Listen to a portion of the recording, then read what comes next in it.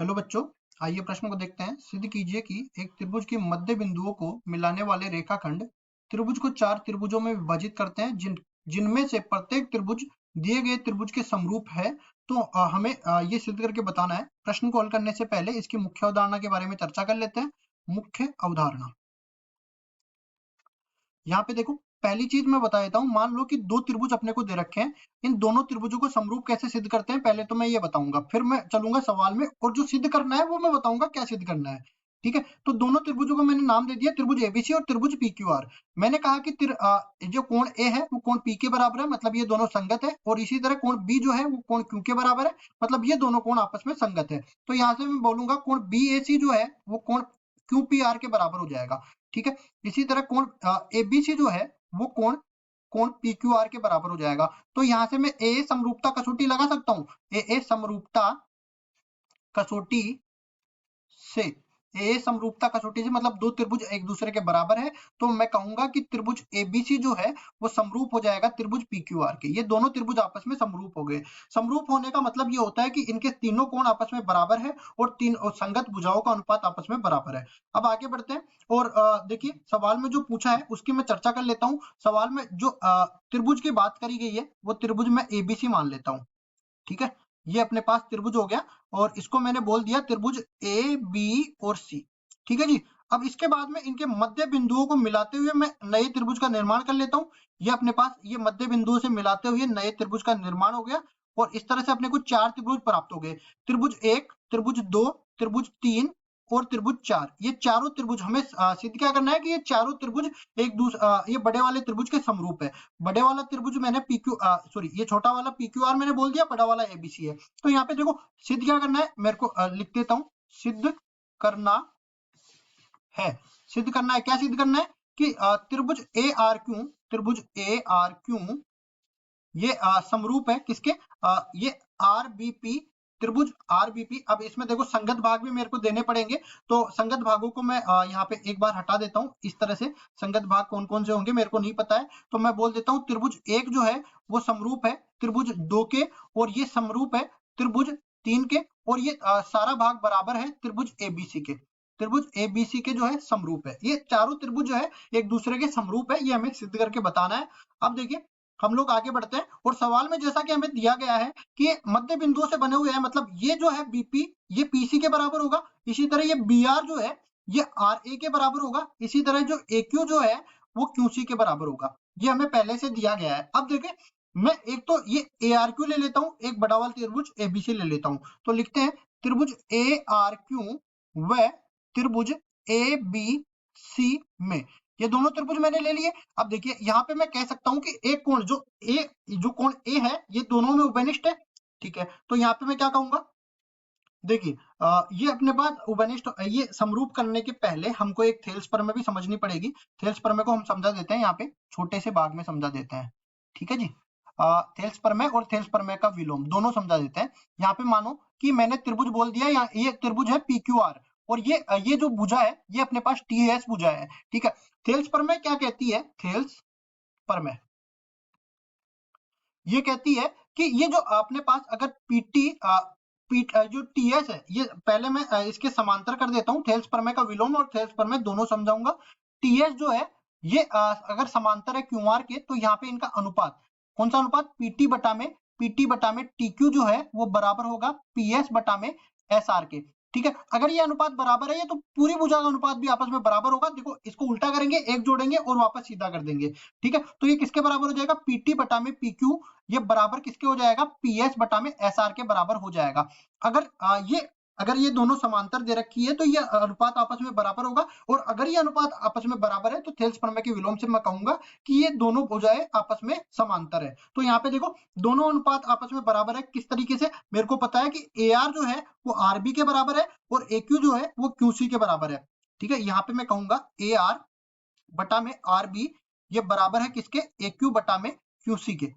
क्यों बराबर है, क्योंकि ये दोनों ही बराबर है, एक अनुपात एक के बराबर है, तो यहां से मैं सीधा सा कह सकता हूं कि आर क्यू जो है, आर क्यू वो समांतर हो जाएगा किसके, बीसी के समांतर हो जाएगा। और इसी तरह मैं कहूंगा कि हर एक त्रिभुज में मैं, जैसे मैं देखो एक की तुलना बड़े वाले त्रिभुज से कर रहा हूँ, इसी तरह दो की तुलना में बड़े वाले त्रिभुज से करूंगा, तो देखो पहली चीज तो अपने पास ही आ जाएगी।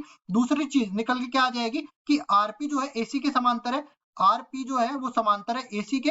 और इसी तरह तीसरी वाली वो जो भुजा है, मतलब कि अगर तीसरे वाले त्रिभुज को मैं बड़े वाले त्रिभुज के समरूप सिद्ध करूंगा या फिर थेल्स प्रमेय में इसमें लगाऊंगा, तो क्यूपी जो है वो समांतर हो जाएगी एबी के। तो यहाँ पे भी मैं कह सकता हूँ क्यूपी जो है समांतर होगी ए बी के। अब ये मैंने बता दिया। अब चलते हैं एक एक त्रिभुज को उठाते हैं। तो यहाँ पे त्रिभुज ए आर क्यू और त्रिभुज ए बी सी मैंने उठाया है, तो सीधा सा मैं कह सकता हूं कि यहाँ पे पहला कोण, कोण आर ए क्यू जो है वो बराबर हो जाएगा किसके, कोण बी ए सी के। ये दोनों कोण आपस में बराबर है। क्यों बराबर है? क्योंकि उभयनिष्ठ कोण है, उभयनिष्ठ कोण है। अब उभयनिष्ठ से तो हमने बराबर कर दिया। अब जैसा कि हमने बोला है कि आर क्यू जो है वो बीसी के समांतर है, अगर ये समांतर है तो इनके संगत कोण भी तो आपस में बराबर होने वाले हैं। मतलब कोण ए आर क्यू जो है कोण ए बी सी के बराबर हो जाएगा। कोण ए आर क्यू वो बराबर हो जाएगा कोण ए बी सी के।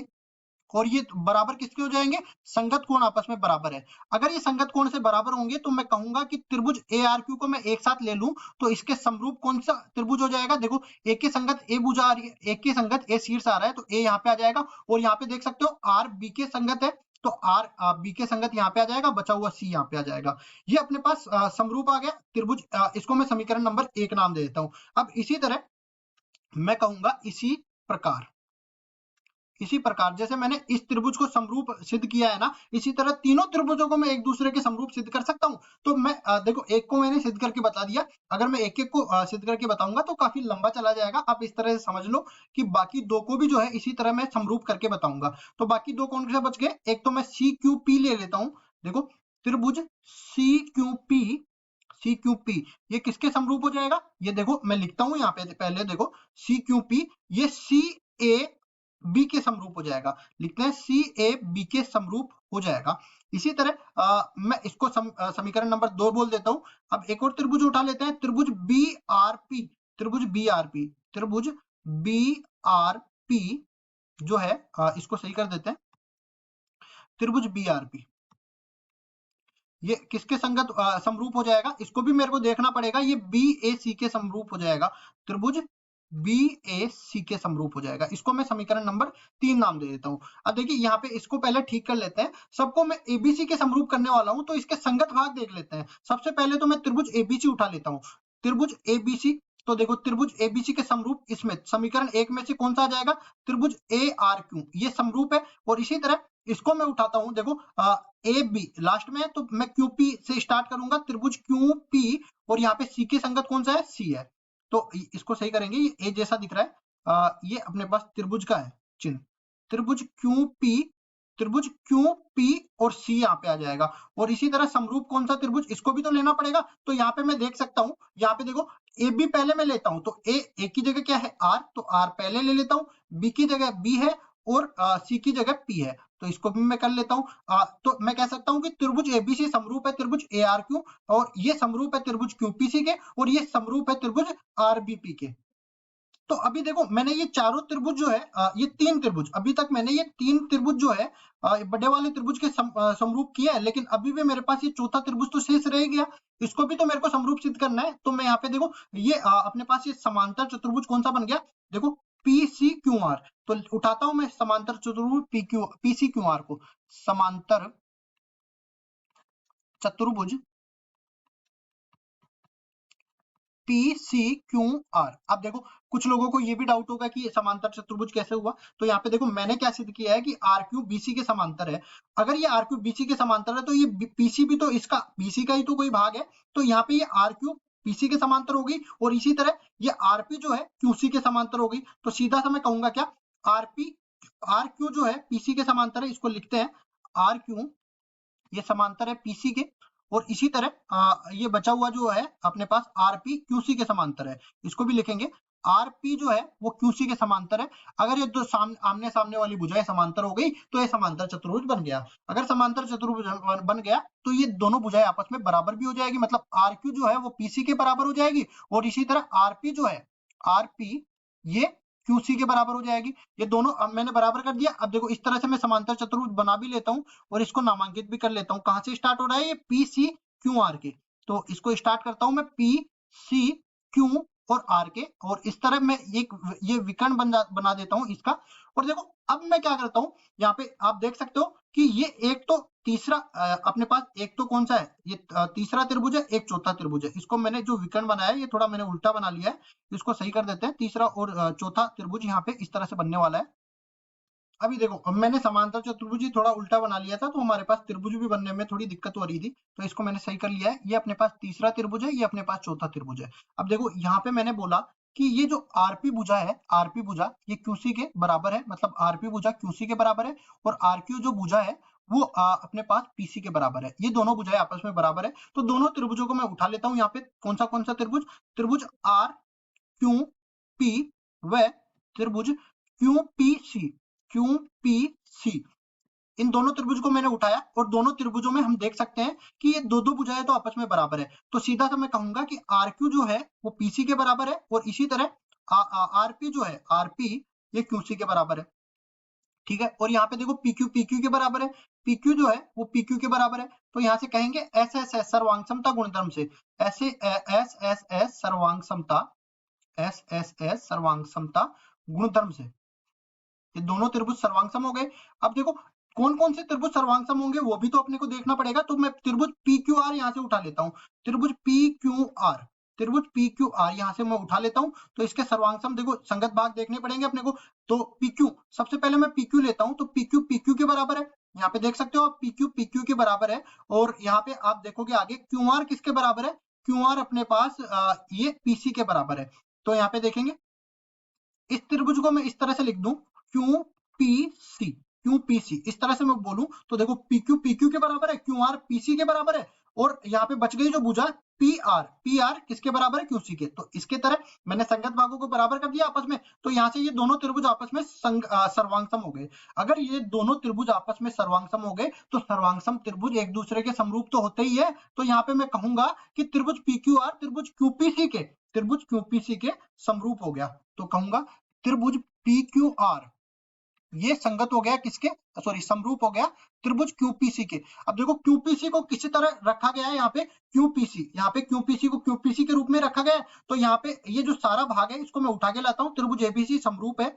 देखो त्रिभुज ए बी सी समीकरण 1 से यहाँ पे जो कौन सा समीकरण इसको मैंने दिया था इसको उठा के लाता हूँ, ये मैंने बोल दिया, इसको मैं समीकरण 4 बोल देता हूँ। और इस वाले त्रिभुज ये जो अपने पास आया है इसको मैं समीकरण नंबर 5 बोल देता हूँ। तो समीकरण 4 व 5 से, 4 और 5 से मैं कहूंगा क्या, त्रिभुज एबीसी जो है वो समरूप हो जाएगा किसके, जो अपने पास पहले जो दे रखे हैं त्रिभुज ए आर क्यू त्रिभुज क्यूपीसी।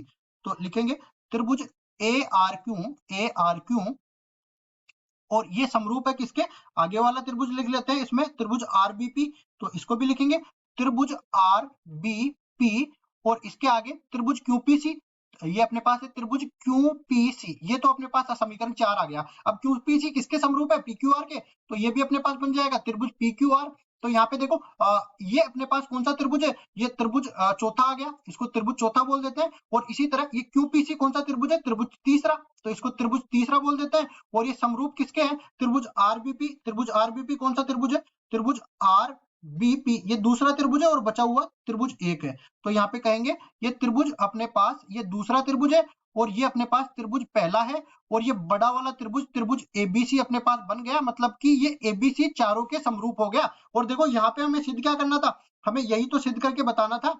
ठीक है, ये देखो 3 तो मैंने बता दिए, यहाँ पे चौथे को मैंने बराबर समरूप नहीं किया था, तो चौथे को भी समरूप करना था। इसी तरह चारों त्रिभुज बड़े दिए हुए त्रिभुज के समरूप है, ये हमें सिद्ध करके बताना था, तो मुख्य उदाहरण का उपयोग किया और सिद्ध करके बता दिया। यही हमारा उत्तर है। आशा करता हूँ ये सवाल आपको समझ में आया होगा। धन्यवाद।